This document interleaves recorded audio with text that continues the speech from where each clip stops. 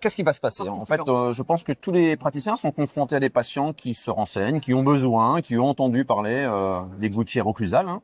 C'est comme ça qu'on les appelle aujourd'hui, en se demandant un petit peu s'il y a une indication pour eux, si leur pathologie peut être en partie prise en charge par les gouttières occlusales. Et donc, il y a beaucoup de demandes, je pense, des patients. Et finalement, une information qui est, je pense, assez confuse dans l'esprit des praticiens, en se demandant cette gouttière, indication, pas indication, est-ce qu'on la met au maxillaire, à la mandibule? Il y a eu des fois certaines confusions, ou des articles ont pu prêter à confusion. Voilà. Les matériaux, où il y a vraiment les plus grosses erreurs sont faites sur les matériaux, sur le réglage, le suivi à court et moyen terme. Et en fait, sur la journée, on va aborder vraiment les indications. Quel matériau choisir, quels critères impératifs, il y en a, sont très peu nombreux, il y a 2 critères impératifs.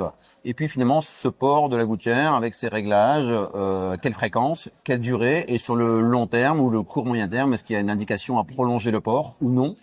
Et on va évoquer également l'intérêt d'avoir des prises en charge complémentaires par rapport à la gouttière occlusale. Donc c'est à la fois pour les indications dentaires, musculaires, articulaires. Voilà. On peut évoquer l'impact postural éventuellement, mais c'est pour une meilleure utilisation au quotidien, puisqu'une étude assez récente a montré qu'il y a quand même de nombreuses gouttières occlusales qui sont réalisées sans indication ou réalisées de façon non idéal pour prendre en charge la pathologie qui était concernée. Ils ont en pratique instantanée dans la foulée où les praticiens vont venir avec leur modèle maxillo-mandibulaire. On va réaliser une gouttière dans la journée qui vont équilibrer et pouvoir ressentir les sensations. Ce que ressentent les patients, les praticiens pourront le ressentir puisqu'ils vont mettre en place directement en bouche. Ça, c'est bien. Leur gouttière.